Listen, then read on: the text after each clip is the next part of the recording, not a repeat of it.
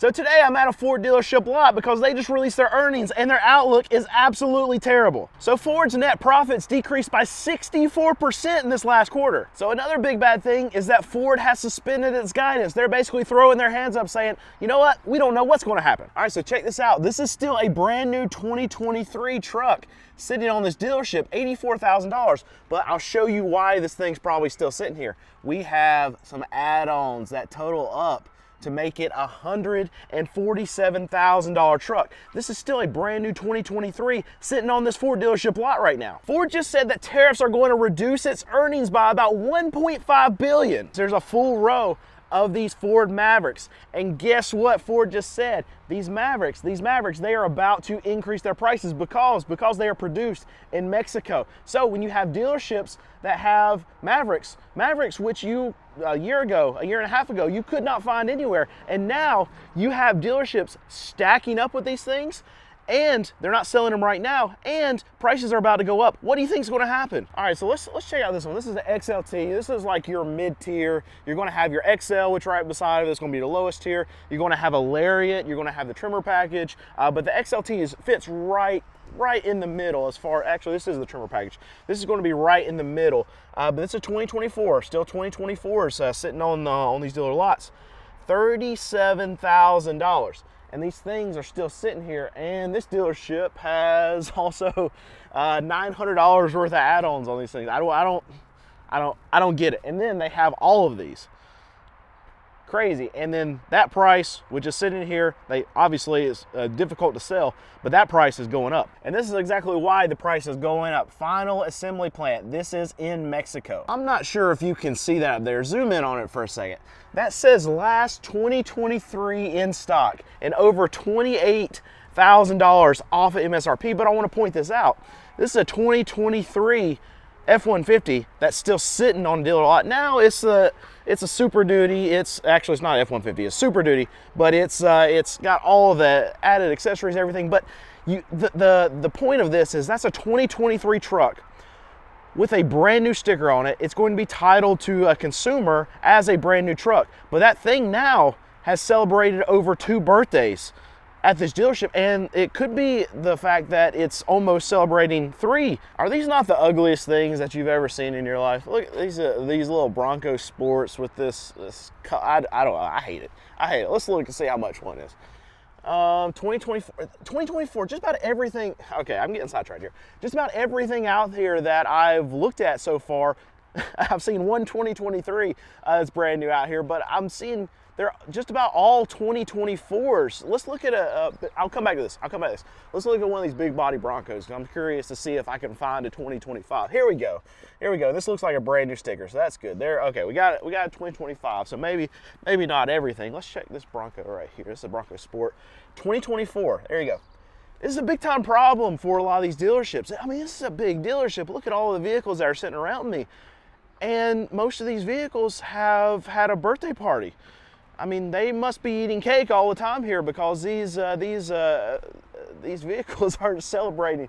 You got to have one just about every day that's been here for a year. Anyway, this is the ugly Bronco 2024 freewheeling 4x4, $35,000. So it's even on the cheaper end of the spectrum of what you're going to see here. It's not cheap. It's on the cheaper end of the spectrum of what you're going to see here at this Ford dealership. But that's gross, right? There's 3 of them. Who's buying that? I feel like this cloud that's over the car market is only going to get worse because even if you throw out all the price hikes, you throw out tariffs, you throw out uncertainty from the administration, then you can add in the uncertainty that's coming from just the economy in general, the psychology of the consumer right now, and their unwillingness to really separate with their dollars.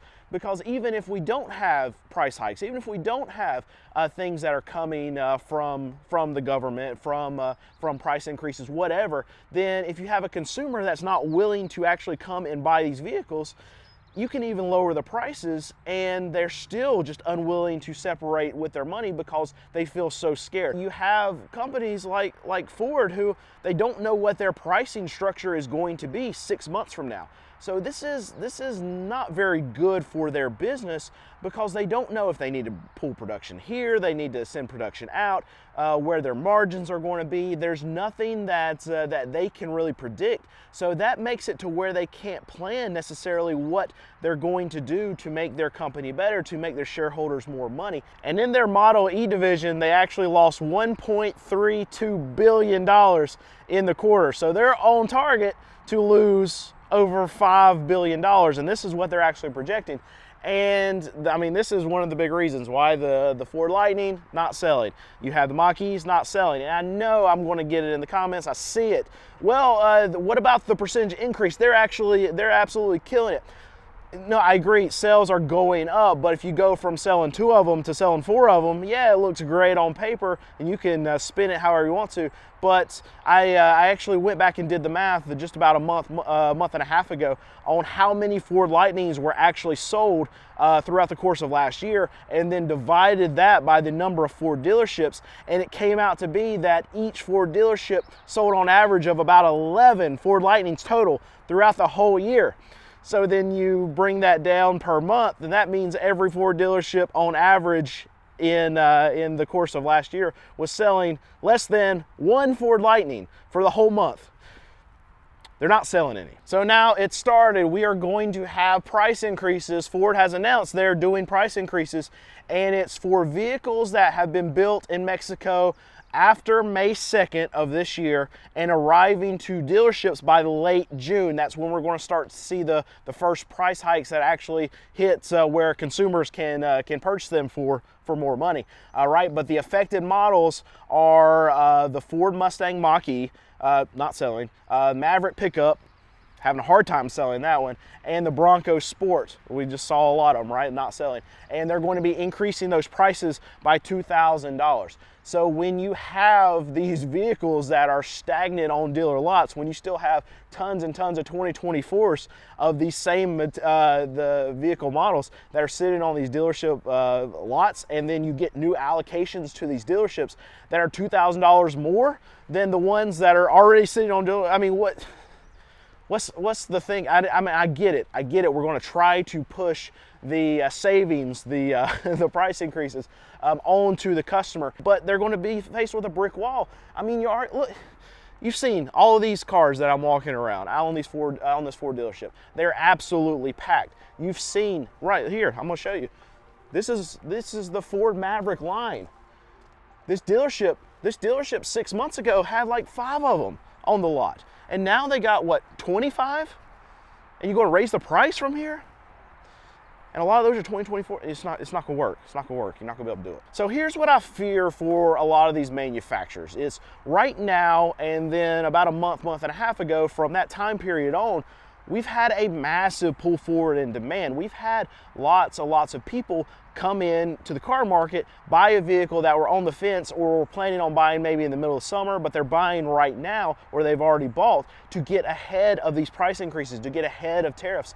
And all that FOMO, all that pull forward in demand is going to it's got to take buyers from somewhere. So you're going to have buyers that would have been buyers 2-3 months from now that are just going to evaporate. You're still going to have some truck sales. You're going to have people that, even in the face of price hikes, they're still going to buy a vehicle just because they're not thinking. They just spend the money when they have money, whatever. You're still going to have those consumers out there.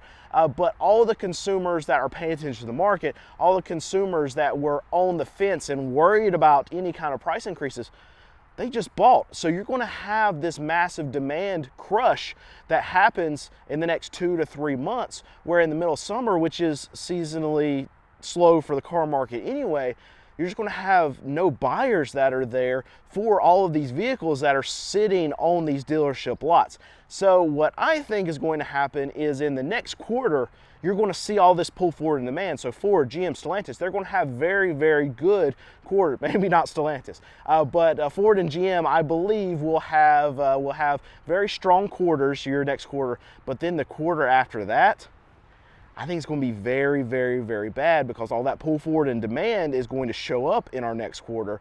We're already seeing it from dealerships that they're strong right now because from Ford and Stellantis, you have also the employee discounting that's going on. That is pulling actually some customers. You have the FOMO from people getting ahead of tariffs. That's pulling a lot of customers right now. But all of that's going to evaporate, and it's not going to be next quarter because we're seeing that data right now. But at the quarter after that is going to be detrimental for a lot of these manufacturers. And I always like to check up on these big body Bronco, like the 2-door and the 4-doors. This is a very interesting product to me because 12 months ago, 18 months ago, it was hard for me to find them on dealer lots, and then every time that I saw them on dealer lots, they came with a $5,000 or a $10,000 market adjustment. And now we've found that this is one of the most difficult vehicles for Ford to sell. They even cut their production at the end of last quarter just because these dealerships were actually stacking up with them. But I wanted to check out one right here. It's the Outer Banks edition. And this one's a 2025, so it's been rare for me to find 2025 sitting on dealer lots. But this one is $65,000. And I want to pull up, this one's actually is produced in Michigan. So the benefit for Ford, at least for a lot of these big body Broncos, is that they are assembled here, so we shouldn't have any price hikes on other undesirable vehicles. We already talked about the Mach-E, right, and the Bronco Sport, but you have these Broncos that are produced. There's another 2025. This is a Badlands edition, same thing, $67,000. But we should not get hit by any price increases there unless Ford goes the route of spreading the wealth across all of their vehicles, and the 20% that are made elsewhere, well, they don't want to add that cost onto like a Mach-E that's sitting forever already. Well, maybe they'll move it to something else that does sell a little bit better. Bronco's probably the wrong example for that, but maybe you see F-150s that will go up because they are selling. I mean, not selling as much as these dealers are getting pumped with them, but at least you can have a vehicle that has the potential to sell versus like a Mach-E that does not have potential to sell with the price increase. And this always amazes me at this dealership. This truck, it's a Shelby. It's $141,000. But I want you to look at this. Look down this whole line. These are all these modded, upfitted trucks with, I mean, they got lifts, they got the big wheels, but they're all, this whole line right here. And they always have a full line of it. They're 90, 100, in some cases $140,000. And look how much you have here. Think about the floor plan cost to carry all of these trucks. Floor plan cost is basically just the interest that dealers have to pay to keep this inventory on here. They don't own their inventory, they finance a lot of it. And that's a lot of financing right there.